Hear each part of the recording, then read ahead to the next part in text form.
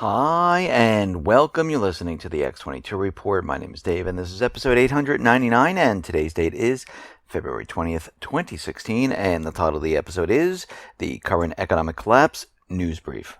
Let's get right into the economic collapse news. Now, as we move throughout this year, we're going to see the economy slowly deteriorate, and it's going to accelerate as we move further and further into this year. Many individuals, like Bill Holter, Wall Street, they've been telling us to look at the credit markets. And the reason we watch the credit markets, it's because credit leads equities. And this always happens. By looking at some of these investment grade spreads, credit actually has deteriorated during the rally. This is the opposite of what you really want to see. When spreads widen out, this means the market is demanding a higher rate of interest for riskier corporate bonds versus governments. Markets only do this when conditions are getting worse and tighter. And just in the past couple of days, we've seen this small little bounce in equities. Now, there might be a little bit more to go with this, but what we are seeing is that this whole thing is going to get a lot worse in March. And I don't think March is going to be a pretty much. I think things are going to look pretty bad in March, and we're going to have to wait to see and watch what happens at this point. Now, we see Russia. The MP Robert Schlegel believes that the OSCE and the UN must investigate a recent U.S. congressman's confession to participating in the CIA's electronic operations. Because what has happened is the CIA operator turned Republican Congressman Will Hurd, he was talking to the press, and he kind of let it out that he participated in some offensive cyber operation against Russia. And it looks like this is a violation of the 2015 Russia-initiated resolution titled Developments in the Field of Information and Telecommunications in the Context of International Security. And they basically want the UN to look into this to see if the United States violated this. And we see that the United States, they have been planning and using cyber attacks on many different nations. We see out in Ukraine, Joe Biden and President Poroshenko, they had a phone call to discuss what pressure they can put on Russia to ensure the implementation of the Minsk deal. Now, as we know, the southeastern section have lived up to their end of the bargain. And Russia right now is saying, if you look at the Minsk II ceasefire agreement, the only thing that's left is for Kiev to follow up on this. But if you notice, the United States government, Ukraine, they love to drag things out. They don't want the Minsk II ceasefire completed. Why? Because they're planning something very large. And that's an offensive on the southeastern section and Crimea. This is why they haven't completed. What other reason would they not complete this? If you really look at the Minsk II ceasefire, it's up to Kiev to complete the deal. And no one is putting pressure on Kiev whatsoever. Now, Russia realizes what's going on. They're reactivating a military airfield in Crimea, and they're renovating it right now. Russia is also deploying advanced aircraft to Armenia. We see MiG-29 fighter jets being moved into this area. And we see this around the world where Russia, China, and other nations are looking at all the movements of the military assets of the United States and NATO. And they're saying to themselves, well, if they're going to be moving a missile system into this area, we need to protect ourselves. We need to put defensive missile systems in place. We need to have jets in order. But what happens in the corporate media and the U.S. government, we never see the part where, or they never report on the part where the U.S. is moving all these things into certain areas first. All they do is then show the other country where they're saying, oh, we have to put our missile systems here, and the U.S. makes a big deal like, oh my God, look what they just did. There's no reason for it. Well, there was a reason for it, and that was because the United States and NATO moved their military assets into certain positions. We see it happening with China. We see it happening with Russia. We know that the United States flew in and bombed Libya. We know it was not bombing the Islamic State. It is bombing the elected government and the people who oppose a puppet government inside of Libya. And the Libyan elected government has now condemned the U.S. airstrikes. They're saying these were unsanctioned and they flew into a sovereign country. Wow, we're hearing a lot of countries coming out saying that the U.S. is doing these things illegally without permission, and they're attacking sovereign countries. Syria for one, Iraq for another, Libya, Yemen. It's amazing. We see the Syrian army. They have regained control of Aleppo's heating plant. We know the United States government and the coalition forces, they came in, they bombed the heating plant, the electrical infrastructure to shut it all down so the people in that area would suffer. It would give the advantage to the Islamic State and the rebel groups. And we can see right now that the Syrian army, they have captured it back. And most of Aleppo, they were running on generators and gasoline tankers for power. And it seems like they're trying to bring everything back up because now they have the two stations, the heating area, and they're trying to bring power back to the entire area.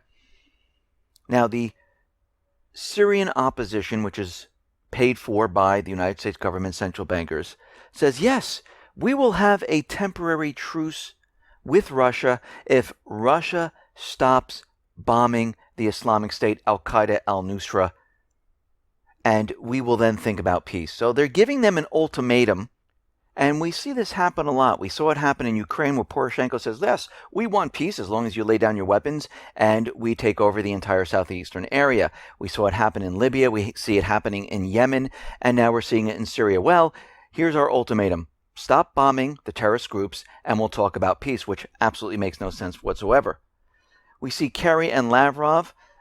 They're saying that the cessation of hostilities has not been fully agreed upon. And they're saying to implement this, both sides need to coordinate military engagements inside of Syria. And of course, John Kerry's out there, yes, we do agree with that. We need to coordinate, which we know the United States is never going to coordinate with Russia. It'd be nice if they did, because then it would show that, yes, they're all going after the same thing, and that is the Islamic State. But at this point, we see that this is really not what they're trying to do. We see that the ceasefire talks are rescheduled now for February 25th, and that is going to be held in the Swiss city of Montreux. And we will have to see how this turns out, because at this point in time, it doesn't seem like what the U.S. is saying and what they're actually doing are the same thing. Now, Turkey is out there, and they're saying that the U.S. is acting like an enemy. It demands Washington brand the Kurds as terrorists. Now, this is starting to look like they want Turkey to look like it's the rogue nation, like they're just completely out of control. And we hear the United States saying, yeah, you shouldn't be doing that, Turkey. Don't fire upon Syria or something like that, you know. But they're really not forceful about it. They're just going along and using lip service, because when we look at what's really going on and we see the actions of the United States, it's completely different. So we know there was a UN Security Council Resolution 2254, which calls for a ceasefire in Syria. A ceasefire, unconditional according to the resolution, would be for the whole country, but would exclude certain groups. And we know what those groups are. Al-Nusra. We know it's the Islamic State. We know it's Al-Qaeda. And any other terrorist organization. This is why Russia wanted the list. Who are the terrorist organizations? Who are the rebels? But of course, the United States didn't want to hand this over, and they still have not done this whatsoever. So this resolution was agreed upon by France, the U.S., Britain. But the U.S. and France and the U.K. now want to erase the significant parts of the resolution. They no longer want a ceasefire, but only a cessation of hostilities. They demand under a cessation of all bombing of al-Nusra and al-Qaeda, and its associated entities should stop. And they want to ignore the part in the resolution that Syria is a sovereign nation. They just don't really care about that. Kerry was out there saying everyone recognizes the complexity of this endeavor, and there is certainly a lot more work to do. These discussions have been serious and so far constructive, with a few tough issues still to resolve. What he's really saying is we need to drag this out as long as possible, just like the Minsk II ceasefire, because this is what the U.S. is famous for. They don't want anything to be accomplished with this.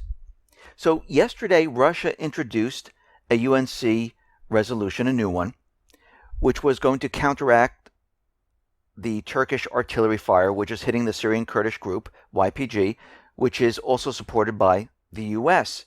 So the Russian draft would have the Council express its grave alarm at the reports of military buildup and preparatory activities aimed at launching foreign ground intervention in the territory of Syrian Arab Republic. It also demands refrain from provocative rhetoric and inflammatory statements inciting further violence and interference into internal affairs of Syria.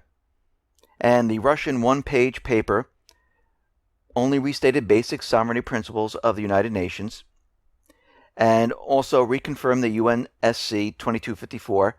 But of course, the US, France, UK, they pretty much rejected all of it. So what does this mean? Does the U.S. really want Turkey to stop firing into Syria? No, they don't.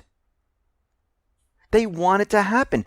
Forget about their lip service. Look at their actions. The Western powers have rejected a proposed UN resolution drawn up by Russia that demanded the immediate halt of cross-border shelling by the Turkish army into Syria. That tells you everything right there. Yes, I know they're on the corporate media and they're telling everyone what they want to hear, but what's really happening in the background is the opposite. These are the actions of the government. The other stuff is lies and lip service because we know they just talk and they lie. So we see their motivation. We see where all this is heading. They're pushing war. Now, I'm hoping that we don't have war. I'm hoping the situation is calmed down and there's maybe just a collapse and everything's blamed on the central bankers and the U.S. government. That would be very nice. But at this point, I'm looking at their actions. I'm looking at what they're actually doing. Because if they really wanted Turkey to stop and they wanted this to go away, they would support the UN resolution or they would create their own to say Turkey needs to stop shelling into Syria, period. But they haven't done this. We see right now the White House is pushing the idea that North Korea's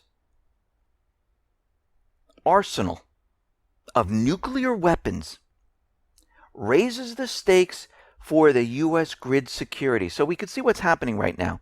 They're using the test of the hydrogen bomb. They're using the launch of the satellite to convince everyone that North Korea will use this on the United States to knock out the power grid. And the White House released a contingency plan in October for a theoretical electromagnetic space storm that could disrupt the grid. Within this, they also talked about how there could be some type of man-made EMP that could disrupt about 130 million people in the United States, which would require several years to recover. Now, I did an interview with G. Edward Griffin and Petrea Patrick about a EMP that coming from the sun, and you can see it on the X22 Report Spotlight. But they're saying from a scale from 1 to 10, we're at a 7 right now from the threat of North Korea. And one of the points in this is that a successful attack from, let's say, North Korea would devastate the domestic economy, causing more than $2 trillion in economic damage. And it would ruin the recovery. So we can see where they're headed with all of this. They're making the case, and we see that they're trying to include all the same players: North Korea, China, Russia, Iran, Syria, the BRIC nations. And they want it to be clear that all of this is going to happen. It's going to destroy the economy, and we will have countries or groups to blame for this. And this is what they're continually trying to tell us, and this is the message that they're continually pushing out there. Because they realize that this economy is falling apart. They realize they're running out of time. And this entire system is going to collapse no matter what. Listen, everyone, thanks a lot for listening. Be well, be safe, and especially be prepared. Thanks a lot.